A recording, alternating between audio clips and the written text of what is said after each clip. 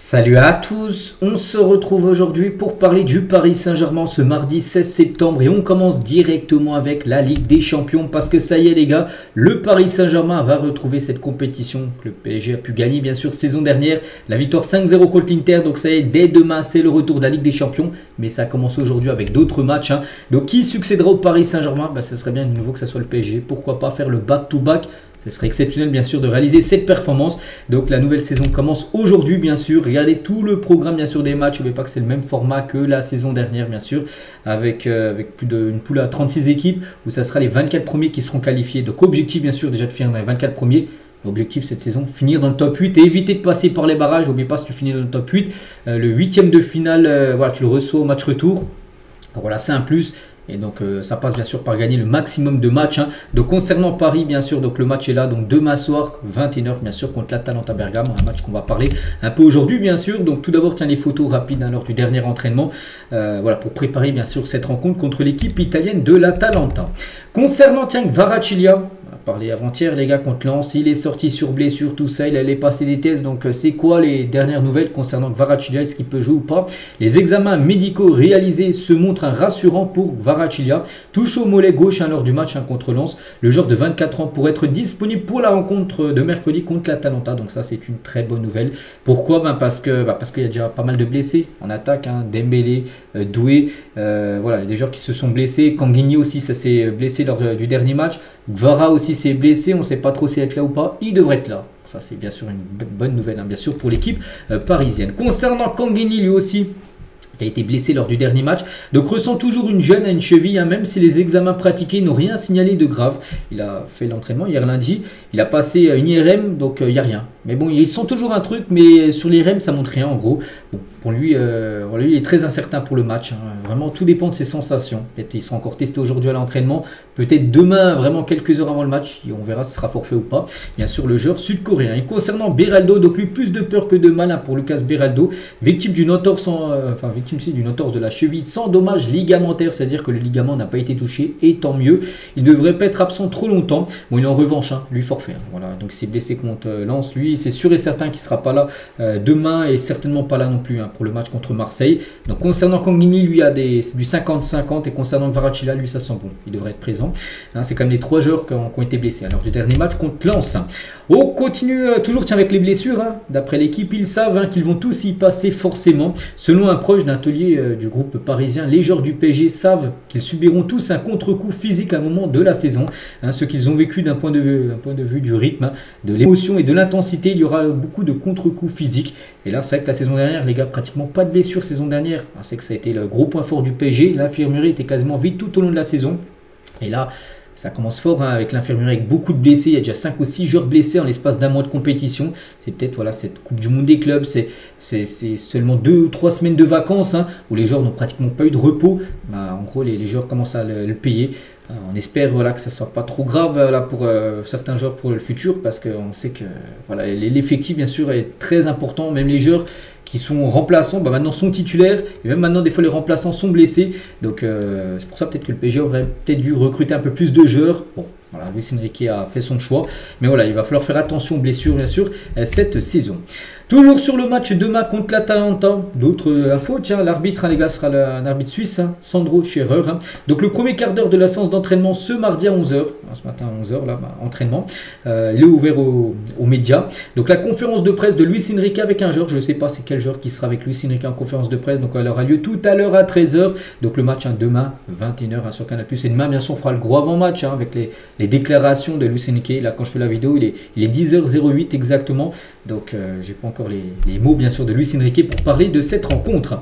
Et toujours sur cette Ligue des Champions, parce que, voilà, pour le PSG, dernier vainqueur, bien sûr, et le PSG fait partie encore des grands favoris pour remporter cette nouvelle édition.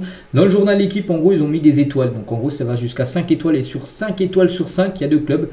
Le Barça ainsi que le Paris Saint-Germain. C'est les 2 clubs ultra favoris pour gagner la LDC. Ensuite, on peut voir chaque étoile. Bon, après, c'est seulement des étoiles tout ça. Souvent, plus, les favoris ne gagnent pas la Ligue des Champions.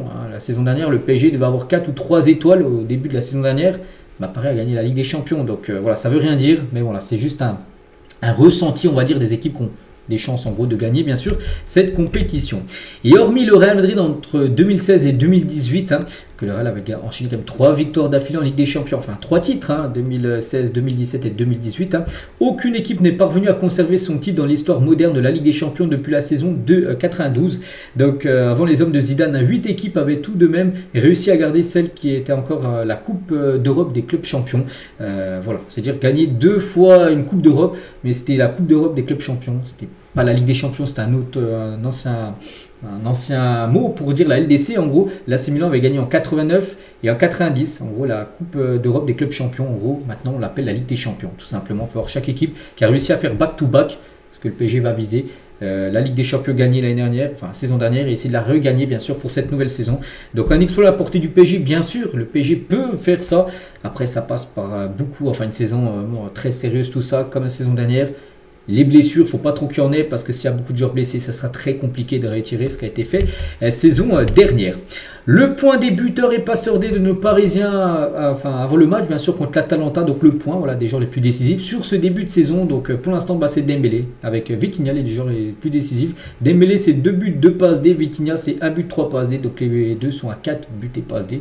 Donc João Neves, c'est 3 buts. Barcola, c'est 3 buts. Fabien Ruiz, 1 but, 1 passe D. Kanghini, Ramos et Nuno Mendes ont également été décisifs sur ce début de saison. Donc voilà ce qu'il y a à dire sur le match contre l'Atalanta, un peu la Ligue des Champions. Après, on en reparlera encore beaucoup demain parce que le match a lieu bien sûr demain soir. Voilà, n'oubliez pas que dimanche à Marseille, c'est vrai que demain il y a l'Atalanta, il y a Marseille et après il y aura la Géocère la semaine d'après. Il n'y aura pas de match, milieu de semaine prochaine, ce sera une semaine après complète de, on va dire, repos entre guillemets. Et après il y a ce match contre le Barça. Il y a noté ce Barça Paris Saint-Germain. Où il va se jouer ce match, et finalement il devrait se jouer au stade Montjuïc. Il y a quelques jours on a entendu que du coup le Barça est certainement accueillir le Paris Saint-Germain au Camp Nou, mais non les gars, ça devrait être au stade Montjuïc d'après Mundo Deportivo qui est la presse sportive catalane. Donc le quota de 45 000 supporters au Camp Nou ne sera pas accepté pour le match. En gros, le Barça aurait pu accueillir le PSG du côté du Camp Nou avec une capacité peut-être de 20 000 places. Donc le Barça se dit autant faire venir 45 000 supporters au stade Montjuïc que 20 000 personnes au Camp Nou. Ce qui est totalement logique bien sûr, et même pour les supporters du PSG c'est mieux d'aller à Montjuïc où il y aura plus de supporters parisiens que pour aller là-bas qu'au Camp Nou, aura une capacité réduite. Donc voilà, en gros pourquoi ce Barça PSG devrait se jouer à Montjuïc. En plus c'est peut-être une bonne nouvelle pour le PSG. La dernière fois que Paris avait joué contre le Barça dans ce stade Montjuïc, il y avait une victoire je crois 4-1. C'était en quart de finale retour il y a 2 ans. Donc c'est un stade qui va s'ouvrir au Paris Saint-Germain. Donc voilà, il devrait se jouer dans ce stade-là, d'après les infos, mais on sait que ça bouge beaucoup du côté de Barcelone par rapport à leur stade. On continue avec João Neves et Bradley Barcola sont actuellement les 2 meilleurs buteurs de Ligue 1 avec 3 buts. Donc félicitations aux deux. Donc après, il y a des autres. Magri, Kebal, Panicelli sont aussi à 3 buts, mais peut-être la plupart vont peut-être marquer des buts sur penalty, alors que João Neves et Barcola, c'est des buts dans le jeu. C'est pour ça que les deux sont actuellement en tête tout simplement de ce classement des meilleurs buteurs.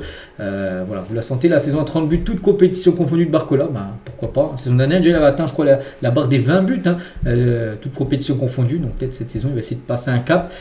Barcola, il a totalement, bien sûr, les aptitudes. C'est un joueur en plus un peu atypique du côté du PSG, un peu un profil à part. Maintenant, vraiment, ce que je reproche, c'est la finition. Bon, il l'a eu contre Lens avec 2 magnifiques buts, mais c'est que s'il est encore plus tueur devant le but, il y a des chances, oui, il peut la faire la saison à 30 buts s'il n'y a pas de blessure pour lui. On continue les gars avec les jeunes, on parle de toutes les catégories, bien sûr, on va parler aussi des jeunes. Qu'est-ce qu'ils ont fait le week-end dernier? Les U17 ont gagné 2-1 du côté de Mantois, 78 dans les Yvelines. Les U19 féminines, elles cartonnent, 13-0, elles ont gagné contre Soyaux Charente, et les U19 masculins. Victoire, pas victoire, non, qu'est-ce que je dis, 2 partout contre Creil. Voilà les résultats du centre de formation bien sûr de l'équipe parisienne. On continue cette fois-ci avec Ousmane Dembélé. Tiens, n'oubliez pas que dans une semaine, jour pour jour, ce ne sera pas le Ballon d'Or, mais on parlera de qui a gagné le Ballon d'Or. Je ferai certainement un épisode si tout se passe bien, voilà, pour dire qui a gagné le Ballon d'Or, parce que ce sera la veille, la cérémonie, donc là on sera le mardi. Et voilà, l'intelligence artificielle donne le Ballon d'Or à Ousmane Dembélé, confiant 90% sur leur algorithme. Le cabinet Avisia, spécialiste dans l'intelligence artificielle, estime, selon les critères de France Football, que les chances de Dembélé de remporter le Ballon d'Or sont de 72%. Ce cabinet, les gars, qui fait des probabilités, tout ça, il se trompe très rarement. Il avait prédit les gagnants des 2 dernières éditions de Miss France. Aussi avec l'intelligence artificielle, ils ont dit qu'elle a plus de chances de gagner qu'elle, et à chaque fois ils ont eu bon. Et aussi ils avaient donné aussi le top 3 du Ballon d'Or 2024, ils ont eu bon. Et là par rapport à ce nouveau sondage qu'ils ont fait, ils mettent Dembélé en première position et Vitinha finira à la 3e position. Bon, il n'y aurait pas d'Hakimi quand même dans le top 5, c'est fou, mais bon, Dembélé remporterait le Ballon d'Or. D'après bien sûr les dernières infos et le média espagnol, enfin même les médias, hein, donc voilà, ces deux médias là qui sont mentionnés avec un arrobase, hein, reçoit aussi des informations selon lesquelles Dembélé remportera le Ballon d'Or. Donc on se dirige bien vers un Ousmane Dembélé vainqueur du Ballon d'Or. Et on finit aujourd'hui, c'est officiel, le Paris Saint-Germain remet en vente des maillots fours, donc le 4e maillot de saison dernière qui a été un carton niveau vente. Hein. Vraiment, beaucoup de personnes, supporters l'ont acheté, ce maillot un peu porte-bonheur pour Paris. Donc ce mardi 16 septembre, c'est aujourd'hui les gars, on est le mardi 16, voilà. Donc une priorité d'achat sera offerte aux membres MyParis entre 10h et 11h avant la mise en vente au grand public. Et d'après la source parisienne, quelqu'un qui est très bien renseigné sur le PSG, il y avait énormément foule les gars. Regardez, c'est une photo qui date d'il y a quelques minutes, ce mardi matin. Les derniers maillots fours, hein, voilà, ces maillots là hein, qui sont en vente, hein, vont se vendre comme des petits pains pour le dernier restock du jour annoncé. Un restock, c'est-à-dire qu'ils ont refait bien sûr le stock parce qu'il était introuvable hein, depuis pas mal de semaines. Ils ont Nike a ressorti bien sûr quelques stocks et ça va partir. Hein. Vous avez aussi reçu un mail, hein, ceux qui sont abonnés au club. Regardez déjà ce matin à 8h30, déjà il y avait une énorme file d'attente pour aller s'acheter tout simplement ce maillot. Ce magnifique maillot, je pense qu'il va être de nouveau en rupture de stock là très prochainement certainement dans la journée. Donc voilà les gars ce qu'il va dire aujourd'hui. J'espère que ça vous a plu. On se retrouve nous demain bien sûr. Et demain, on va faire le gros avant-match de la rencontre prévue, hein, demain contre l'Atalanta Bergame. Allez, je vous laisse, je vous souhaite une très bonne journée et à demain.